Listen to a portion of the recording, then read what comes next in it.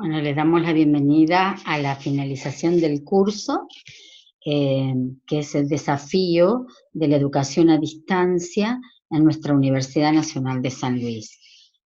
Voy a compartir con ustedes una presentación para que puedan visualizar, ¿no?, el potencial que tiene esta herramienta.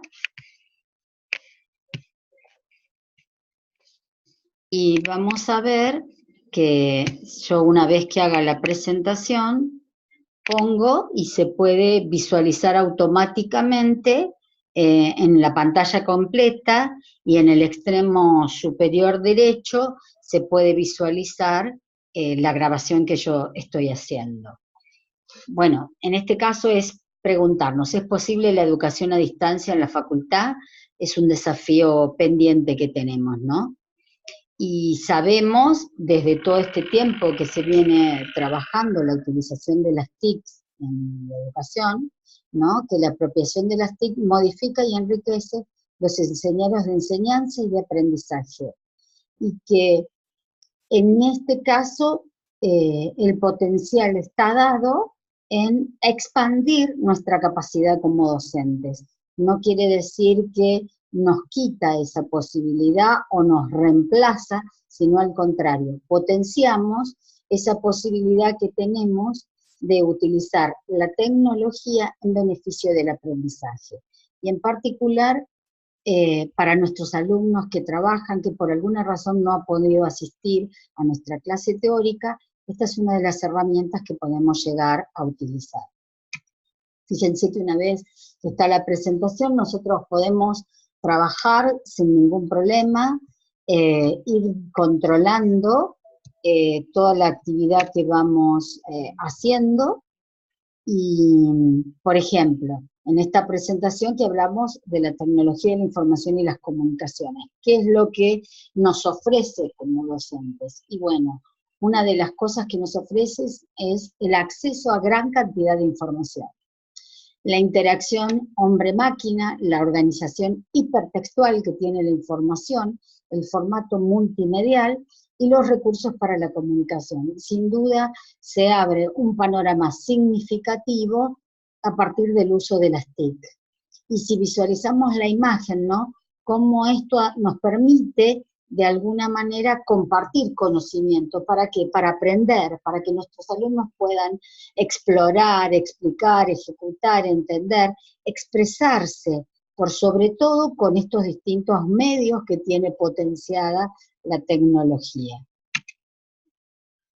Y acá, cuando hablamos de educación, tenemos que tener bien en claro que tenemos 3 puntos a considerar: los contenidos curriculares, las teorías de aprendizajes y las estrategias de enseñanza y aprendizaje.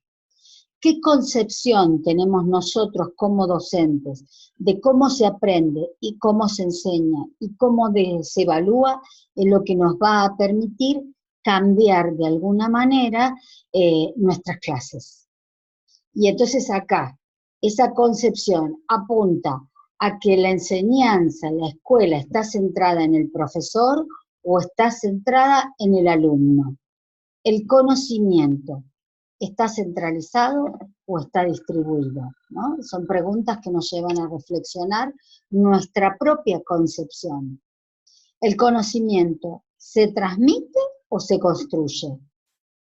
El enseñar, uno lo puede interpretar como que es transmitir o es orientar y guiar a nuestros alumnos a través de ese aprendizaje que ellos realizan.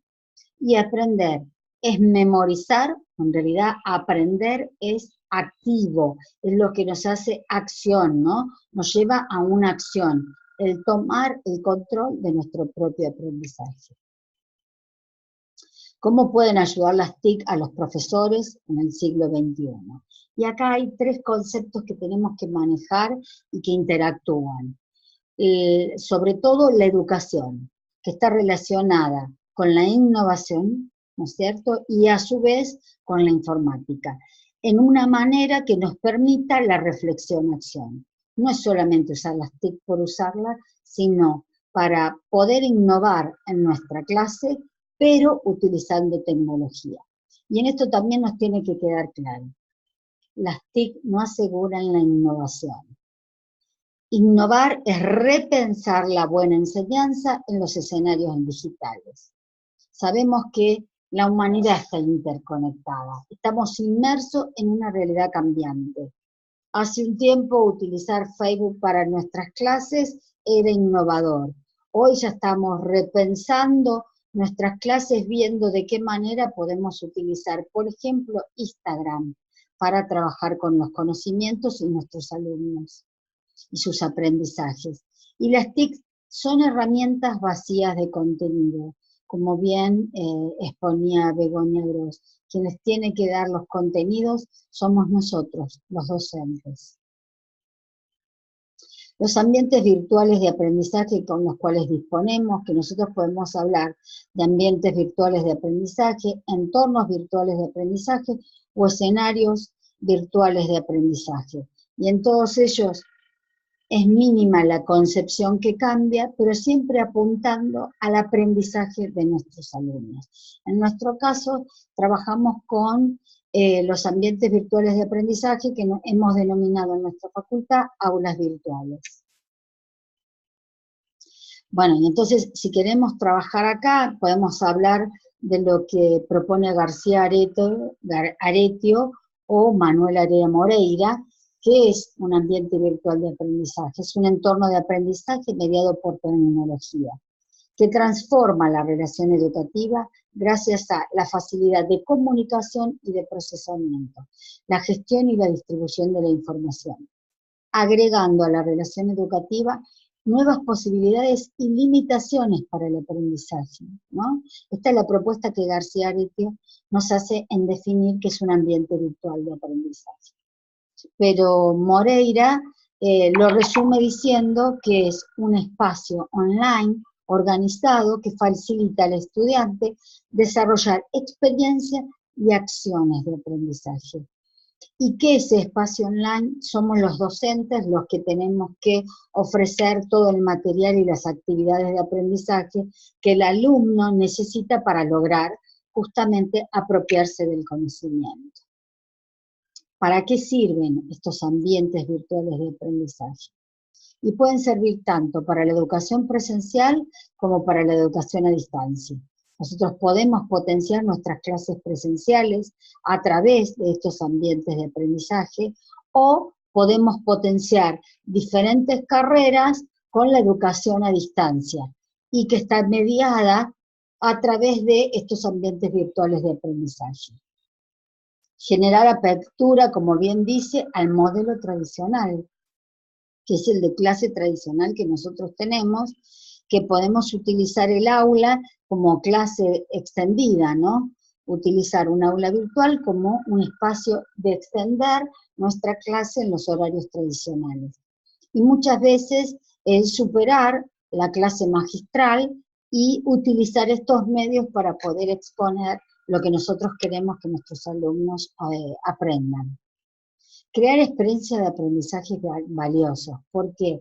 Porque muchos de nuestros alumnos vemos que trabajan, otras que son madres y no pueden asistir a los horarios tradicionales nuestros, y estos materiales dispuestos en los ambientes de aprendizaje nos permiten que ellos puedan acceder, no importa el horario, el tiempo o la distancia. Sin duda resignifica el rol que tenemos como docentes, ¿no? Ya no es el de mero transmisor, sino ese docente que facilita, guía y orienta al alumno. Poner a disposición de nuestros alumnos todo tipo de material y de recursos, y en particular todo aquello que tenga la concepción del material de acceso abierto. Potenciar la comunicación y romper barreras de espacio-tiempo. Un alumno se puede comunicar con nosotros en cualquier horario y nosotros también podemos responder en cualquier horario, ¿no?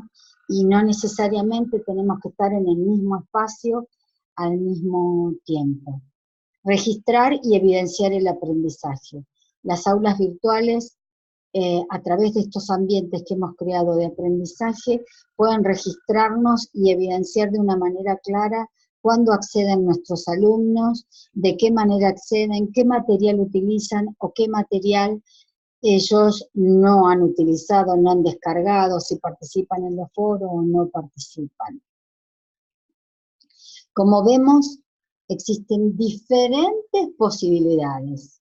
Entre ellas, por ejemplo, de apoyo a la clase presencial.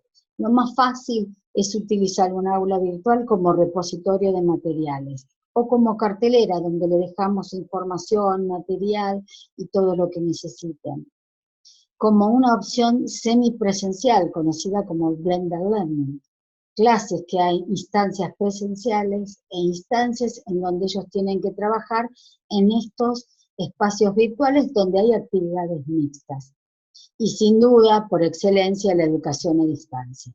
Una educación flexible y autodirigida, donde de alguna manera el espacio y tiempo está mediado por la tecnología, pero acompañado por el tutor y el docente que está en ese espacio virtual, y en muchos casos por sus propios compañeros.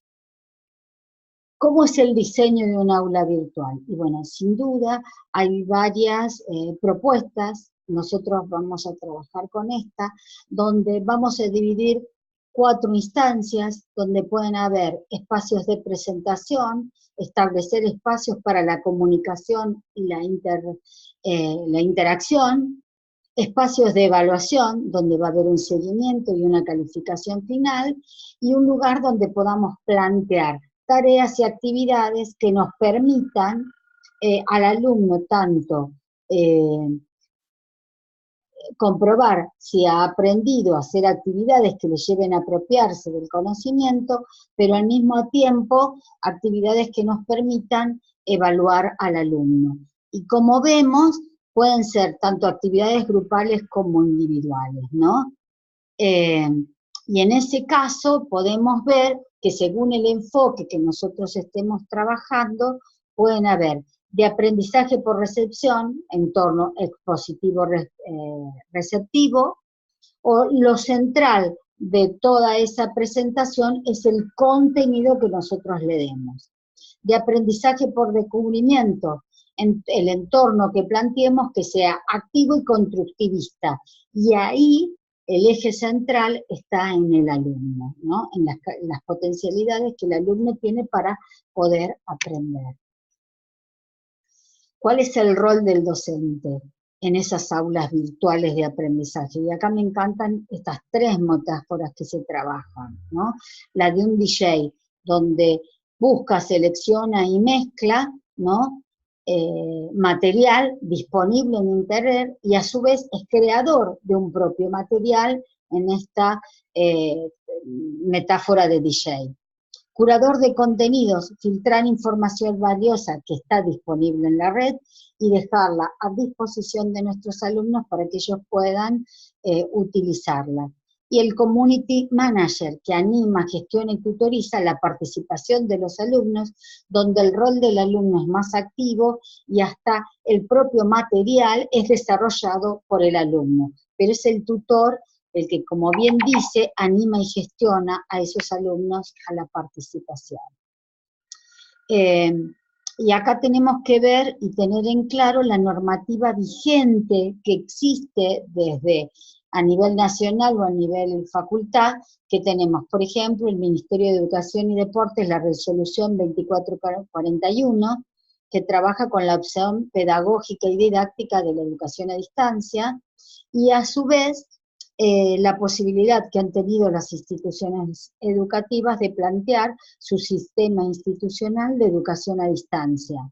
En nuestro caso, en la Universidad Nacional de San Luis, en la ordenanza del Consejo Superior, 5 del 18 del CIED, y ahí, por ejemplo, vemos el enlace donde podemos consultar y todo el potencial que nuestra universidad, y en particular nuestra facultad, puede trabajar con la opción a distancia. Y acá vemos de nuevo García Aretio la propuesta que hace sobre el rol docente, y entonces en este punto hace hincapié que ese docente no solo tiene que tener conocimientos disciplinares, sino también tiene que tener conocimientos pedagógicos, tecnológicos, pero a su vez esta parte que es la más importante es el docente innovador, que reflexiona sobre su propia práctica, que no es utilizar la tecnología porque hay que utilizarla, porque es una moda, sino el poder potenciar esa tecnología al máximo, ¿no? En beneficio del aprendizaje de nuestros alumnos.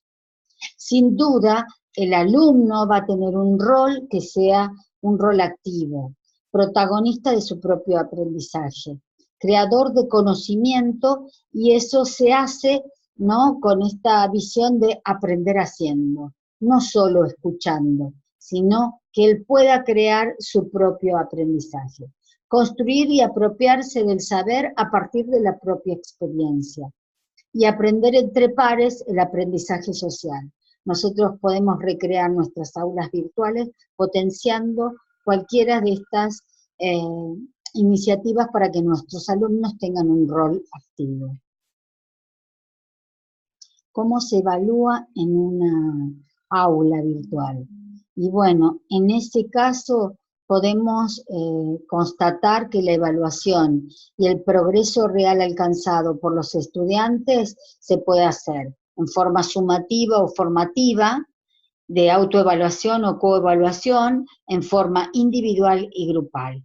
Y las herramientas que tenemos para esa evaluación pueden ser las tareas, las actividades, la participación a través de los foros, de las wikis o los glosarios, los exámenes que podemos realizar o los e-portfolios que pueden trabajar dentro de las aulas virtuales utilizando herramientas que están disponibles en la web.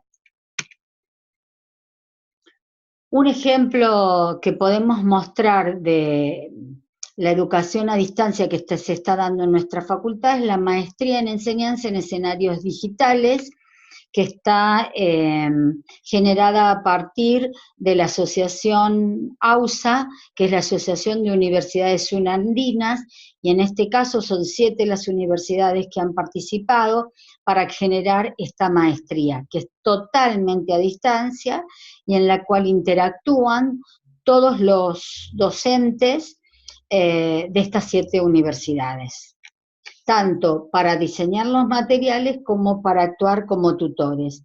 Y los alumnos son de distintas provincias de la Argentina. Y esto, como recién les decía, totalmente virtual. Acá, por ejemplo, pongo un aula virtual, recursos digitales, como para que visualicen el potencial que tiene la forma de que ha sido creado uno de esos espacios virtuales, y donde podemos tener foros, fichas de la actividad curricular, lo que nosotros tradicionalmente llamaríamos el programa de la materia, las actividades previas que el alumno debe hacer para trabajar en un entorno virtual, y después una instancia, acá podemos visualizar una instancia de de los módulos que se trabaja dentro de la materia de recursos digitales. Bueno, y acá nos volvemos a preguntar a modo de reflexión. ¿Es posible la educación a distancia en la Facultad de Ciencias Físicas, Matemáticas y Naturales? Los invito a que reflexionemos juntos y que veamos cuáles son nuestras carreras que podemos ofrecer a distancia, que pueden ser ya existentes, o cuáles son aquellas que podemos proponer como educación a distancia. Los invito a emprender ese desafío y gracias por participar de este seminario taller.